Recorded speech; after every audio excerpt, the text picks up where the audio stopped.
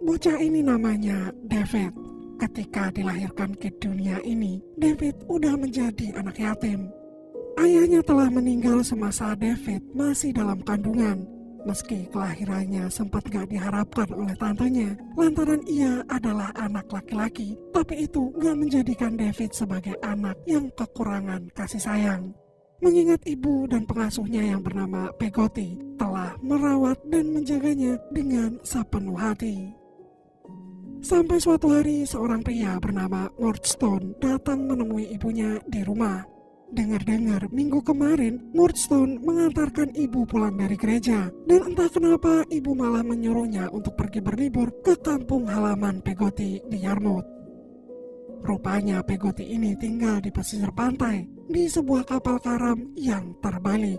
Di sana David berkenalan dengan anak angkat Peggotty, namanya adalah Emily. Tanpa rasa canggung sedikit pun, Emily cerita kalau ia ingin banget menjadi seorang wanita bangsawan seperti ibunya David.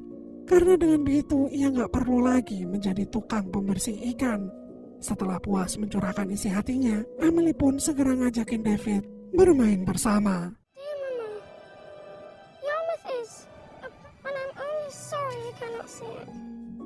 Seketika hati David terasa sangat bahagia, namun ternyata kebahagiaan itu gak bertahan lama. Saat David pulang, ia dikejutkan dengan sebuah kenyataan bahwa ibunya dan Murdstone telah menikah. Dan dengan seenak jidatnya, Murdstone mengajak kakaknya yang bernama Jane untuk tinggal serumah dengan mereka.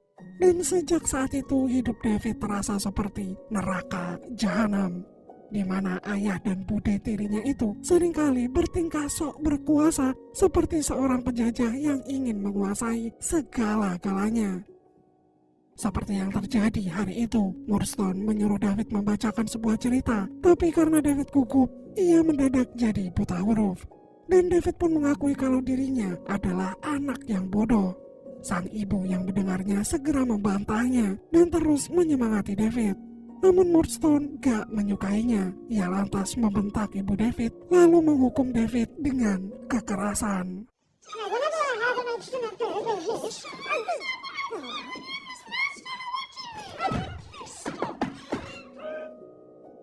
Kini David pun dikurung semalaman di kamar, dan setelah itu ia pun dikirim ke London untuk bekerja sebagai buruh pabrik botol milik keluarga Murdstone. Di hari pertamanya kerja, David dibully habis-habisan gara-gara gak becus ngerjain kerjaannya. Bahkan ia sampai difitnah setelah memecahkan sebuah botol. Akibat kekejaman fitnah itu, David kena marah habis-habisan sama atasannya. Dan sebagai hukuman, David selama bekerja harus memakai papan yang bertuliskan "He bites" atau dia menggigit. Sontak David menjadi bahan tertawaan para pekerja lainnya.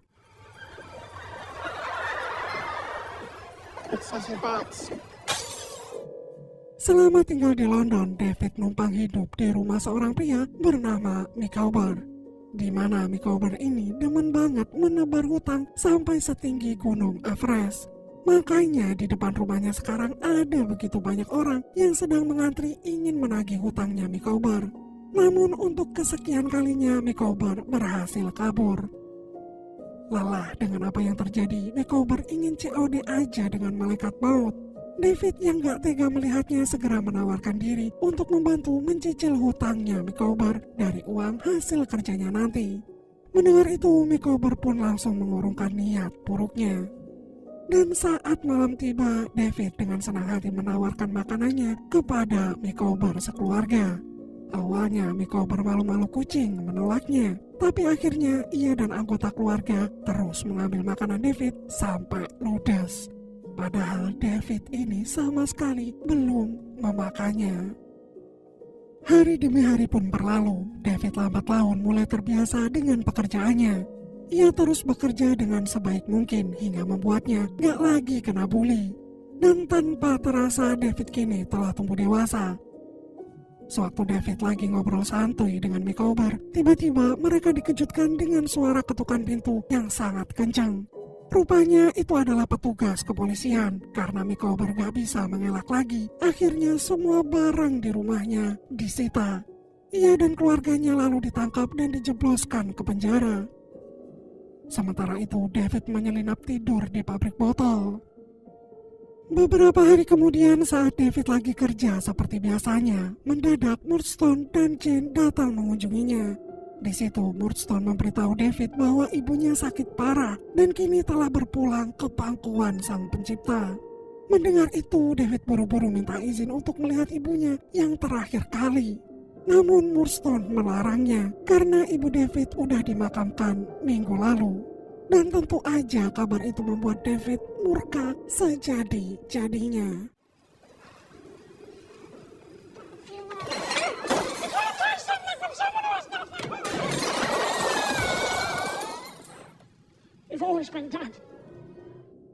Sambil menahan tangis, David rela berjalan kaki ribuan kilometer demi bisa mengunjungi makam sang ibu.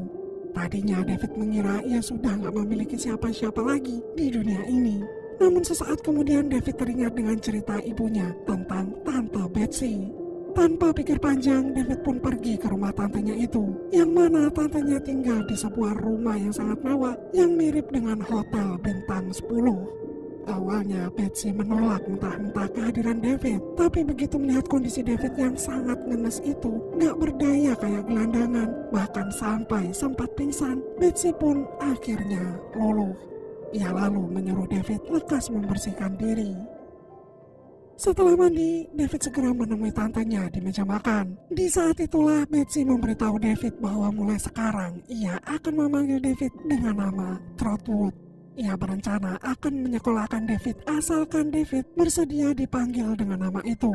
Karena gak ada pilihan, David pun akhirnya setuju-setuju aja. Lalu David diminta untuk memanggil sepupu Betsy yang bernama Dick. Saat ini Dick sedang terobsesi menulis cerita tentang Raja Charles I.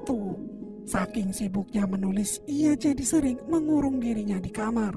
Bahkan seisi kamarnya dipenuhi dengan potongan-potongan kertas yang berisikan tulisan dari buah pikirannya yang mumat. Merasa memiliki hobi yang sama, David langsung menunjukkan koleksi tulisannya. Seketika David pun memiliki ide untuk Dick sejenak melepaskan segala kepenatan yang memenuhi pikirannya, yaitu dengan menempelkan potongan-potongan tulisan Dick pada layang-layang. Lalu kemudian mereka terbangkan bersama-sama.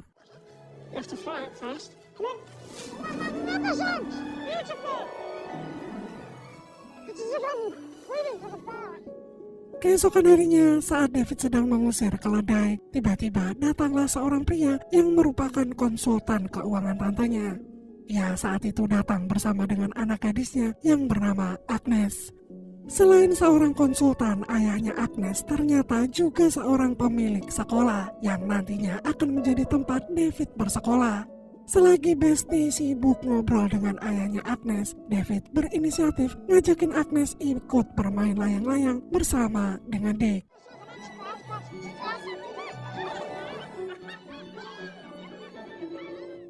Dan tibalah hari di mana David masuk sekolah.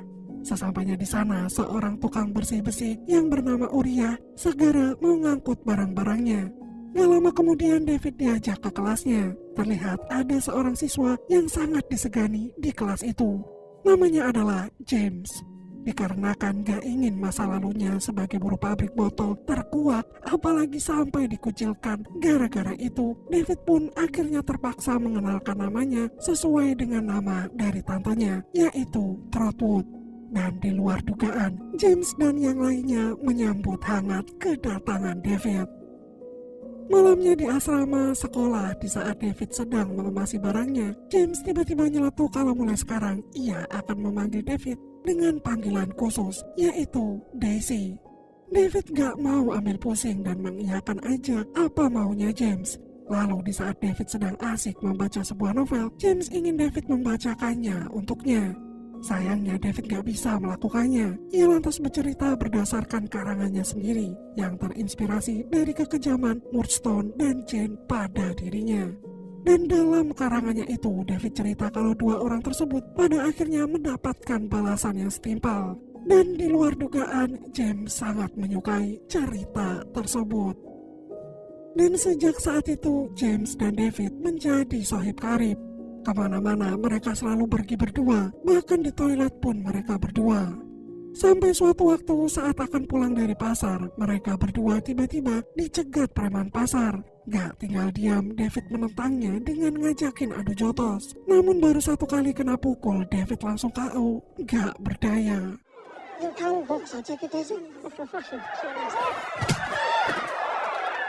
Dan akibat dari kejadian itu, David pun terluka cukup parah. Agnes kemudian dengan sigapnya ngobatin lukanya David. Ia mengira ini semua adalah perbuatan James. Dengan cepat David pun membantahnya karena nyatanya James dari awal telah mencegahnya untuk gak melawan preman pasar itu. Lagian David senang James sekarang telah menganggapnya sebagai sohibnya. Di tengah obrolan itu, Uriah datang dan mengundang David untuk ngeteh bareng di rumahnya besok sore. Sebenarnya jauh dari lubuk hatinya yang paling dalam, David ingin sekali menolak ajakan itu. Tapi karena ia adalah orang yang gak enakan dan gak punya 1000 alasan, mau gak mau David pun terpaksa menerimanya. Besoknya pas David cerita ke James tentang kehidupan Micawber yang banyak hutang, saat itu juga Micawber muncul di hadapannya. Dan ternyata Micawber ini adalah guru kesenian baru di sekolahnya tersebut. Melihat tingkah laku Micawber sama persis dengan apa yang David ceritakan, James langsung meminta Micawber berhenti mengajar mereka.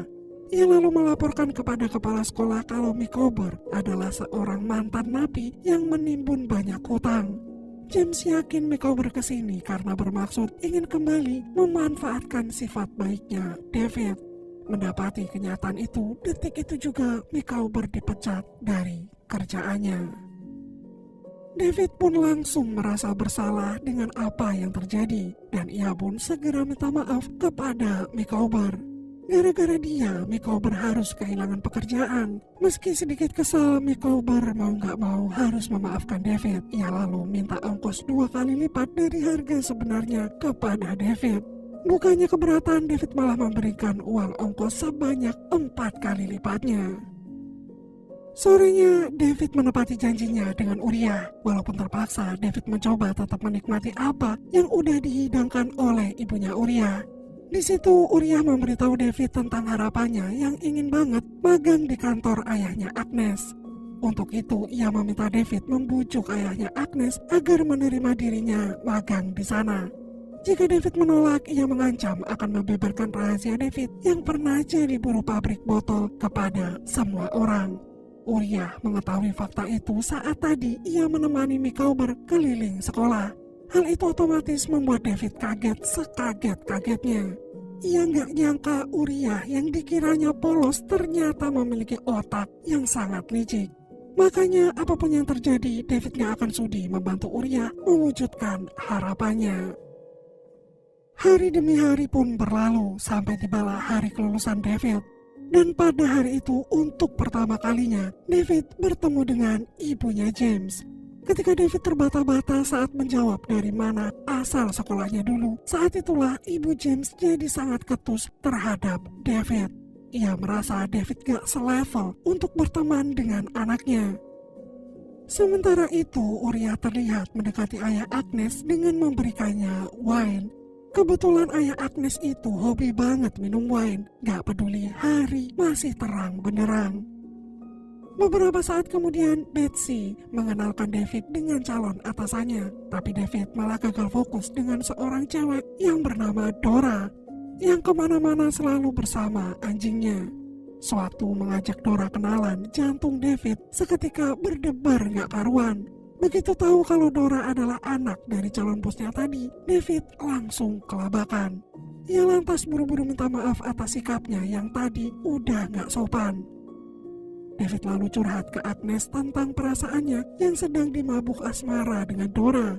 Mendengar itu, Agnes hanya bisa tersenyum, padahal jauh di lubuk hatinya yang terdalam, ia kecewa. Ya, Agnes diam-diam menyimpan rasa kepada David. Selang beberapa hari kemudian, David kembali ke London. Namun kali ini bukan untuk menjadi buruh pabrik, melainkan magang kerja di firma hukum ayahnya Dora. Walaupun gak paham dengan kerjaannya, David terus berusaha mempelajarinya sebaik mungkin sambil sesekali bengong ngelamunin Dora. Bahkan kalau ada waktu luang, David itu sering curi-curi pandang dan curi-curi kesempatan hanya demi menemui Dora, pujaan hatinya. I loved Dora's family to distraction. Kini kemanapun David pergi, ia selalu melihat Dora ada di mana-mana. David telah menjalani kehidupan yang sangat membahagiakan. Di satu sisi David senang, tapi di sisi lain ia takut sebuah penderitaan akan datang kembali dalam hidupnya. Malam itu, di saat lagi kumpul-kumpul bersama James dan temannya yang lain, David cerita betapa serunya liburan dulu di Yarmouth. Rencananya dalam waktu dekat ini David akan pergi ke sana juga. Dan tanpa disangka-sangka, James tertarik ingin ikut bersama David. Gak lama kemudian David pergi menemui Agnes. Ia kaget setelah mati saat melihat Uriah ada di dekat Agnes. Rupanya Uriah telah berhasil magang di kantor ayahnya Agnes. Bahkan kata Agnes, Uriah dan ibunya sekarang telah tinggal bersama mereka. Keesokan paginya sambil menahan gugup, David ingin mengutarakan perasaannya pada Dora. Ya, David ingin melamar Dora. Namun baru aja ngeluarin sepatah dua kata-kata, Dora malah memotong omongannya. Pokoknya ada aja cobaannya sampai ujung-ujungnya David gagal melamar Dora. Ia kemudian mendapat kabar kalau Tante Betsy dan juga Dick sekarang sedang menunggu di apartemennya. Dengan cepat David pergi ke apartemennya dan tanpa basa-basi Betsy memberitahu bahwa ia telah kehilangan segalanya. Semua uangnya tiba-tiba hilang dan sahamnya merosot hingga gak ada lagi yang tersisa. David kemudian meminta penjelasan pada ayahnya Agnes, tapi ayah Agnes pun gak tahu menahu dengan apa yang udah terjadi. Gak ingin hidupnya kembali suram, David langsung mengajukan pinjaman. Sialnya Uriah datang dan membuyarkan segalanya. Betapa syoknya David begitu tahu Uriah telah mengambil alih kantor ayahnya Agnes. Alhasil Tante Betsy, Dick, dan David tinggal di sebuah kontrakan yang sangat kumuh dan sempit.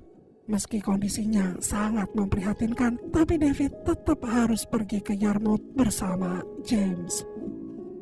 Tanpa menceritakan apa yang sebenarnya terjadi, David pun menemui James yang telah menunggu di apartemennya dulu. Setelah itu mereka lekas menempuh perjalanan ke Yarmouth. Waktu sampai di Yarmouth, Peggotty sekeluarga langsung menyambut kedatangan David. David lalu mengenalkan James pada mereka semua. Di situ terlihat pandangan Emily yang gak bisa lepas dari James. Padahal Emily sebenarnya telah bertunangan dengan Ham. Dan dalam waktu singkat, James dengan begitu mudahnya berbaur dan akrab dengan warga di Yarmouth. You're the first to complain that it's dirty. Look at their mother. Very nice work.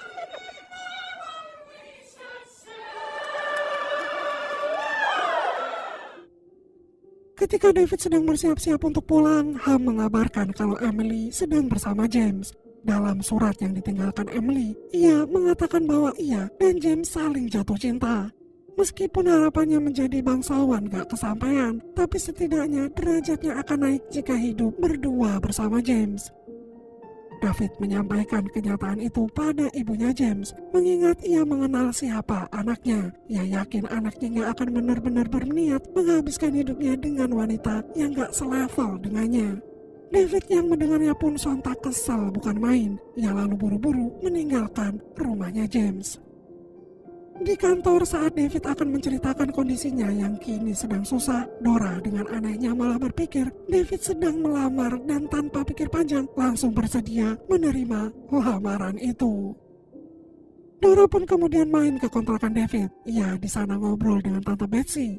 Dengan sangat hati-hati Tante Betsy menasihati agar Dora memikirkan baik-baik keputusannya untuk menikah dengan David. Karena sepengalamannya dulu, ia pernah begitu gegabah menikah muda tapi nyatanya gak cocok hingga membuatnya trauma. Makanya saat David lahir, ia sempat kecewa. Sewaktu dalam perjalanan pulang, David juga kaget sekaligus sedih saat melihat Micawber sekeluarga luntang-lantung tidur di jalanan. Gak lama kemudian, David juga melihat Peggotty yang gak jauh dari sana. Peggotty cerita bahwa Ham sampai detik ini masih berusaha mencari Emily. Bahkan Ham jauh-jauh pergi ke Perancis karena ada yang melihat Emily dan James di sana. Tapi sekarang beredar kabar bahwa Emily telah kembali ke London. Dengan cepat David mengajak Micawber sekeluarga dan Peggotty ke kontrakannya. Beberapa jam kemudian Agnes pun datang. Ia meminta Tante Betsy untuk menunjukkan surat yang ada tanda tangan ayahnya. Ia lalu mengajak mereka semua melabrak Uriah. Rupanya Uriah telah mencuri uang Tante Betsy dan menggelapkan dana dari kantor ayahnya Agnes. Namun Uriah terus mengelak dan malah mengungkit-ungkit masa lalu Tante Betsy, yang menurutnya Tante Betsy ini memang sangatlah pantas ditinggalkan oleh suaminya. Kesal dengan mulut Uriah yang gak bisa dijaga, detik itu juga Tante Betsy langsung memberinya tamparan. Dengan cepat ayah Agnes pun memecat dan meminta Uriah untuk segera angkat kaki dari kantornya. Sorenya dengan sangat serius Dora bilang bahwa ia sadar hubungannya dengan David sebenarnya gak cocok. Untuk itu Dora ingin menyudahi hubungan mereka. Dan beberapa saat kemudian Peggotty memberitahu David kalau Emily telah ditemukan. Mereka kemudian bergegas menghampiri Emily. Dan bersamaan dengan itu, Ibu James lebih dulu mendatangi Emily. Ia meminta Emily memberitahu keberadaan anaknya. Sambil menahan tangis, Emily cerita kalau James telah meninggalkannya saat di Paris. Namun besok malam ia akan kembali berlayar menuju Yarmouth. Keesokan malamnya ketika James berlayar, ternyata ada badai besar. Ham yang gak tega melihat James masih terombang-ambing di lautan, segera menyusul dan menyelamatkannya. Ia melakukannya atas dasar kemanusiaan. Tapi sayangnya James malah memilih menenggelamkan dirinya ke dalam lautan. Besoknya James pun udah ditemukan gak bernyawa. Dan atas apa yang telah terjadi selama ini, David pun langsung menuliskan semua kisah hidupnya menjadi sebuah novel. Dan di luar ekspektasinya, novelnya itu terjual laris manis di pasaran. Gak lama setelah itu, David menjadi penulis yang hebat. Ia kemudian membacakan ceritanya di depan banyak orang. Berbulan-bulan kemudian, David menyadari perasaannya pada Agnes. Ia dengan segenap hatinya mengungkapkan perasaannya itu, yang untungnya Agnes pun masih mencintai David. Mereka pun lalu menikah dan dikaruniai seorang anak. Selain itu, David telah berhasil membeli kembali rumah Tante Betsy. Rasa-rasanya hidup David sekarang terlihat sangat sempurna tanpa kekurangan apapun. Setelah selama ini selalu menelan kemuraman di dalam hidupnya. Ketika David akan menuliskan karya terbarunya, ia tiba-tiba melihat sosoknya sewaktu kecil. David lantas berterima kasih pada David kecil karena sudah begitu hebatnya terus bertahan melanjutkan hidup yang keras ini hingga akhirnya David bisa sampai di titik